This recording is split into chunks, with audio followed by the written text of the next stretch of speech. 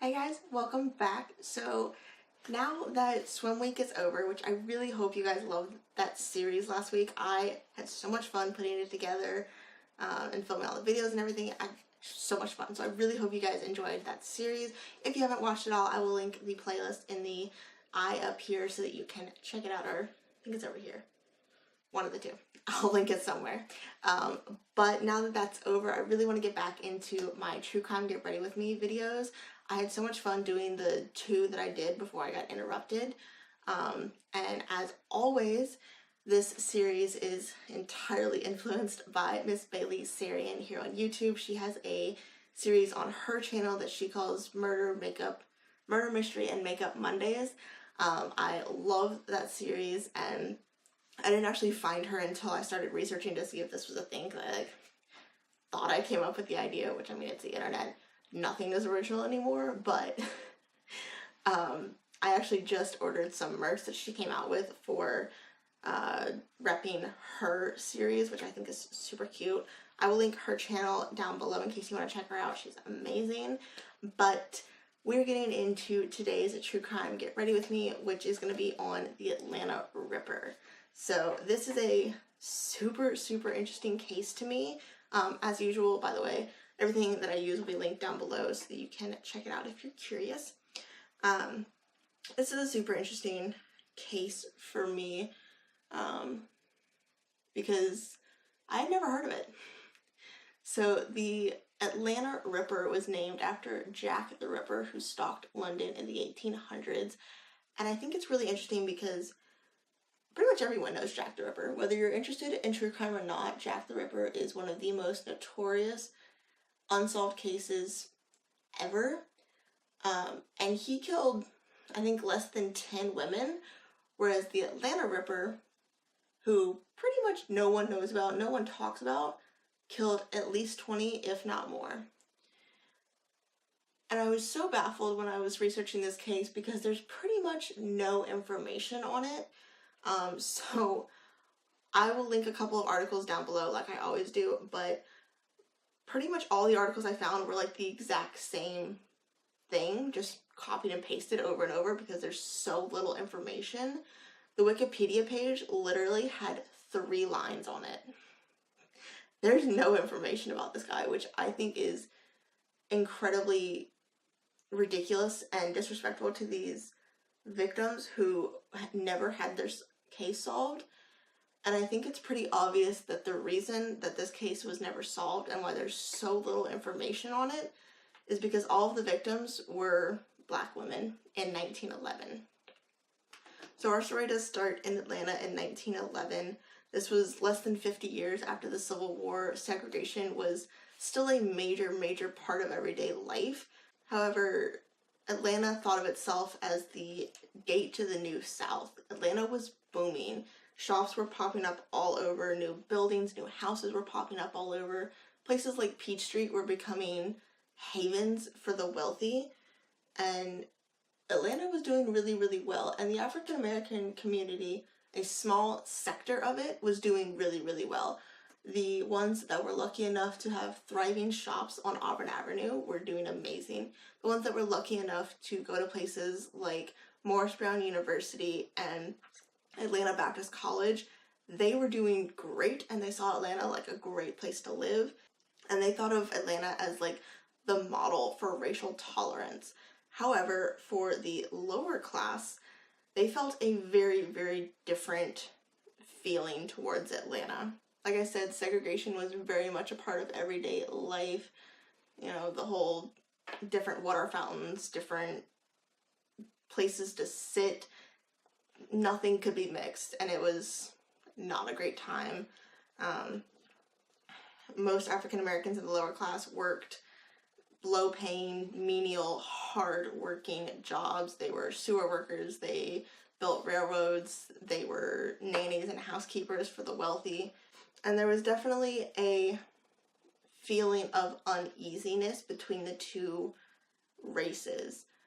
Just 5 years before 1911, there was a mob riot rampage that started in the middle of town to find basically their own version of justice for very unsubstantiated claims of attacks on white women from black men, and by the end of that rampage, more than 40 black men were actually dead.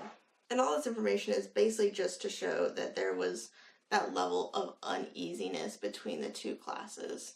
And unfortunately, this led to very little media coverage when black women started turning up murdered.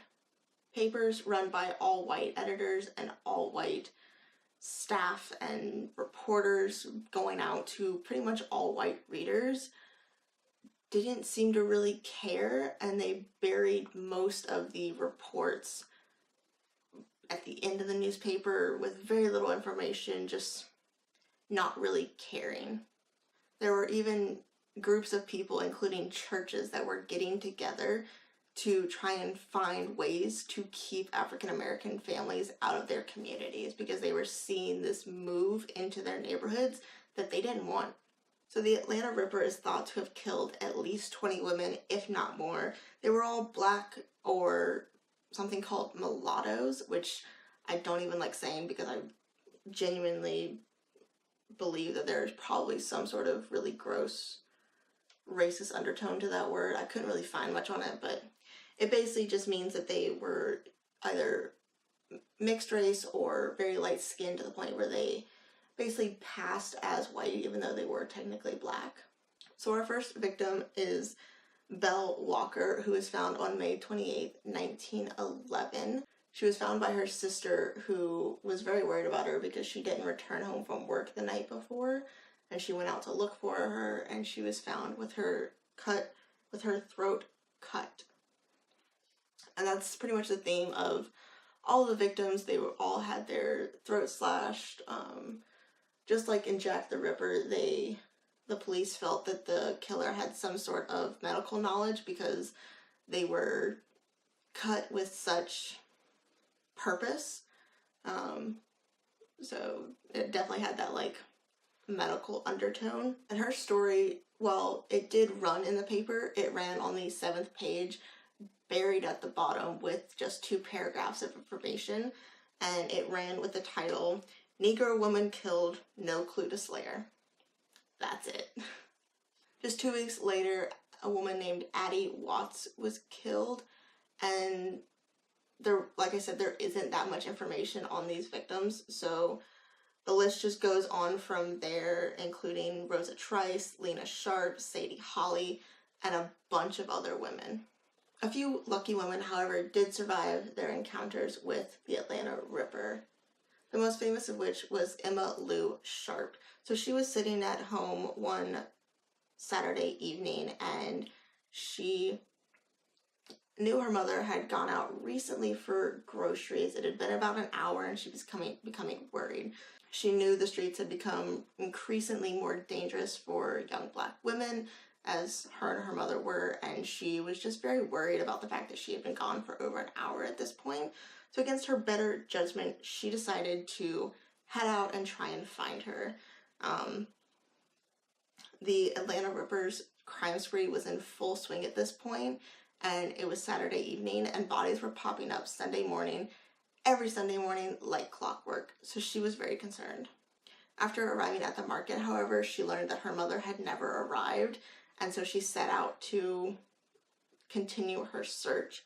And on the way home is when she encounters a man that she described as a tall, black, broad-shouldered man wearing a broad-brimmed black hat. Someone very ominous looking, basically. As she's trying to pass him, he stops her and asks her how she's feeling. She says fine, but as she tries to walk past him again, he blocks her path and says, "Don't be afraid, I never hurt girls like you," which, creepy. However, he does stab her in the back at this point, and she runs away bleeding, screaming for help. Unfortunately, her mother was already dead. They found her with her throat cut so badly she was almost decapitated, and her attacker was never found. At this point, the media and police are finally willing to give some sort of attention to these cases. I really need to keep moving with this eye look. Oh my lord, Alyssa. So at this point, the media and police are willing to give some sort of attention to this crime spree. The Atlanta Constitution, which was a paper, runs a headline that says, "Theory of Jack the Ripper is given further substance." And coroner Paul Donahue states it's the work of the same man. So they know that they're looking for some sort of serial killer that is stalking the streets and killing Black women for whatever reason. As another Saturday approaches, another article reads, "Will Jack the Ripper claim the 8th victim this Saturday?" The story also quoted an unnamed veteran officer saying, "It's coming, the Negro will kill again before midnight on Saturday." And unfortunately, he was right. Saturday, July 8th, 22-year-old Mary Yeldell, I think is how you say it, left the home where she was a cook for a family of the man named Seltzer. As she left the home, she walked past an alley where she heard a whistle. She stopped to investigate, where at the end of the alley, she sees a man walking towards her with, her quote said, "a cat-like posture." Again, it was a well-dressed, tall, broad-shouldered Black man. She obviously was terrified. She screamed and she ran back to the home where she worked, where Mr. Seltzer met her at the doorway, grabbed his pistol, and went to encounter the man in the alley. The man was still there. He told him to put his hands up, at which point the man flees, and again, he is never caught. At this point, Black churches in Atlanta are putting together rewards to help bring forward any information anybody could possibly have about these murders or encounters that these women are having. This turned out to be useless, however, and if it was the Ripper that Mary Yeldell encountered in the alleyway, this seemed to almost scare him, because his Saturday track record actually is broken for the first time in months. However, it seems he just moved to a different day. On Tuesday morning, July 11th, a group of sewer workers comes upon a large pool of blood, which leads them to the body of Sadie Holly, which had been dumped in a nearby ditch, basically. And as usual, her throat had been cut so violently that she, again, was almost decapitated. Clues were almost non-existent. However, they did note that Sadie was found shoeless, and they found a bloody rock near her body, which they assume she was hit over the head with to subdue her, probably, before her throat was cut.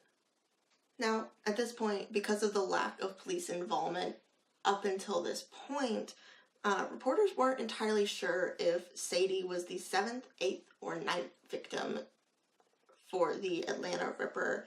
I think she's more commonly noted as the 7th, but we're really not that sure. Whichever victim she was, though, the effect was mass hysteria. At the point where Sadie's body was found, a large group of onlookers very, very quickly grew to hundreds. People were just terrified, and it was at this point where pretty much the entire community is fed up with the situation. Even the wealthy white people who seemed to not really care before, they're sick of it. Police decide to beef up patrols, but citizens feel like they're more for show than anything else. They're really not doing that much. They're just kind of strolling along the streets, acting like they're doing something. And the mayor even begins to put a lot of pressure on the chief of police, asking why they have no information and why nothing is being done to find this killer. So just 24 hours after they find the body of Sadie Holly, police actually arrest a 27-year-old man named Henry Huff. Now, police found witnesses that said that they saw Henry Huff with Sadie Holly the night that she died near the crime scene, and they actually arrested him in bloody clothes covered in scratches. So, you know, super suspicious. And in the same Constitution story that described his arrest, the unnamed reporter seemed exasperated with the situation. His article reads, and I quote, "The police department has nothing to say in explanation of its inability thus far to cope with the situation, further than the simple declaration that it is doing its best." People were pissed. And the story went on to say that the white community was aroused by the killings that had served to intensify the servant problem. Whatever the hell that means. Basically, people are just making it about themselves, I suppose. However, the black community was more than aroused by the killings. They were pissed. People were constantly calling on the mayor and the police chief to do something, to hire black detectives, to beef up patrols and actually do something with their time. And a petition actually began that was actually endorsed by a lot of prominent white community members, including Asa Candler. It's a weird name. Asa Candler. He was the founder of Coca-Cola and actually was a future mayor of Atlanta. So they had some really big names backing them, asking for help. Of course, it didn't seem to do much, but they tried. Not long after Huff was arrested, they also picked up a man named Todd Henderson from a local saloon. A new witness came forward saying that he saw Todd Henderson with Sadie Holly at a local drugstore not far from the crime scene the night that she was killed. And it's at this point that police actually bring in Emma Sharp to try and identify Todd Henderson to see if he's possibly the man that she also had her encounter with. And a reporter who was present said that as soon as Emma saw Henderson, she visibly shrank back, and she knew that was the man that she had her encounter with. However, despite how sure Emma was, and the reporter was just from Emma's body language at this point, police said that her identification wasn't solid enough to do anything with. Police did become more suspicious of Henderson, though, when he said that he didn't own a pocket knife or a razor, when they found information that he had actually dropped off a razor to be sharpened the day after Sadie was found. So now police have two different men in their custody, and they're not sure if either of them are the Atlanta Ripper. So they basically hand both men and all their evidence over to a grand jury to see if they can come to a conclusion that they would be comfortable convicting on. So over the next few weeks, the murders did actually stop, which gave a sigh of relief to the town and basically made people think that the police did actually get it right, that they did find the correct man. One of the previously mentioned men were indicted.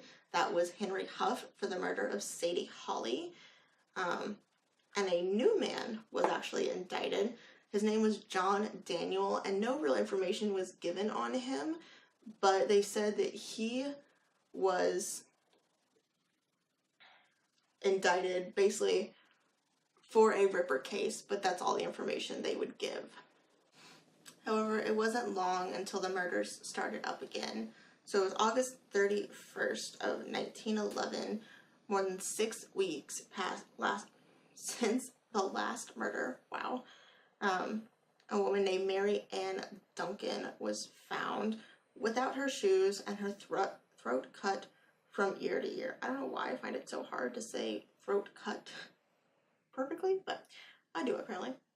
And then on November 10th, a woman named Minnie Wise was found in a very similar fashion, though she was also missing part of her right index finger, which police found super interesting because if this was the work of the same man, he was basically changing his MO, which isn't super common. And then soon after this, the worst murder of all was discovered.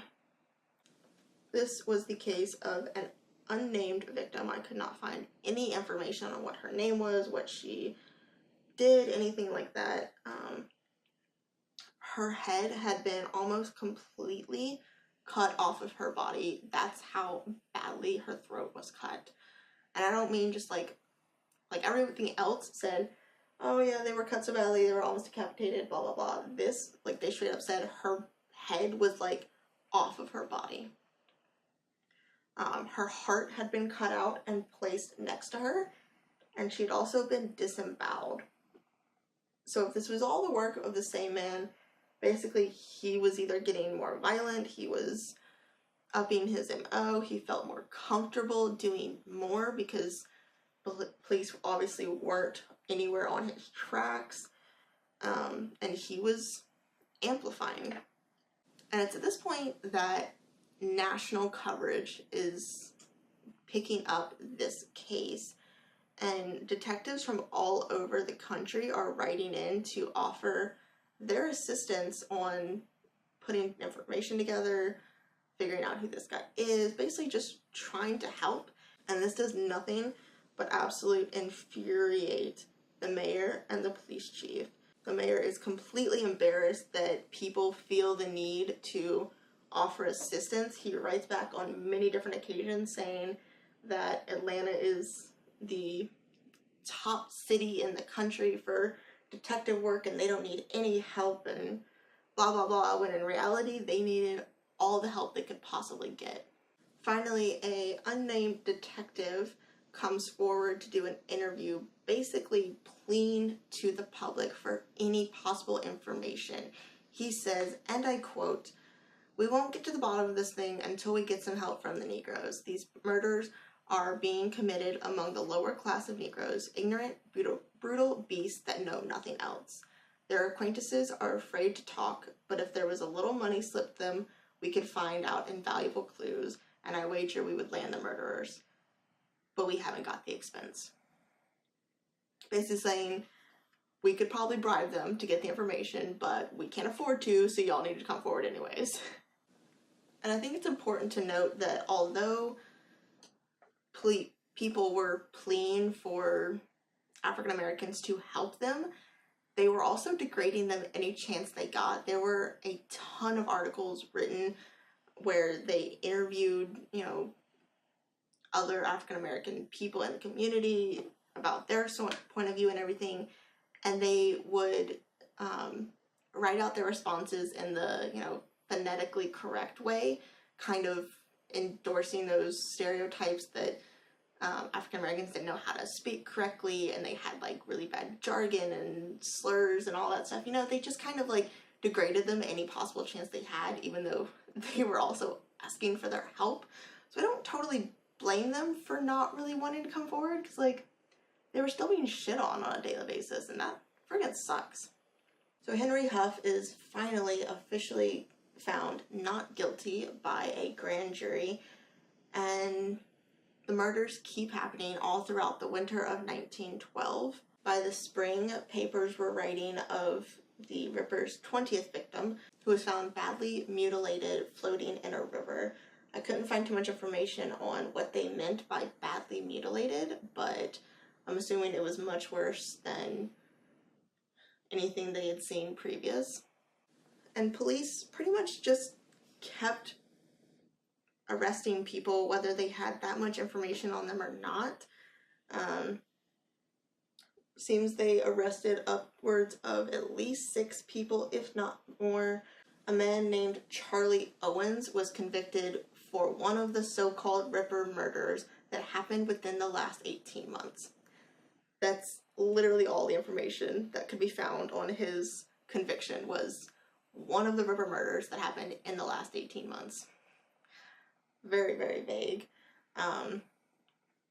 No information was released on the specific victim or any information at all, really. I don't know how they even got that conviction, but yeah. It was the early 1900s, so I guess it kind of makes sense. And then finally, something happens that police think is their big break. A woman comes forward saying that her husband had come home on multiple Saturdays in a row that lined up with the murders, covered in bloody clothes, and would sit silently in front of the fire to dry himself. And she was skeeved out by this, basically. So they actually arrested him for the murder of a woman named Ava Florence, who was one of the earlier victims that, again, couldn't find any information on her, which I think just sucks that I can't find information on a lot of these women. Like, these are unnamed women who were brutally murdered, and I can't find any freaking information on it to, like, talk about them and try and bring them some sort of justice. Like, what is that?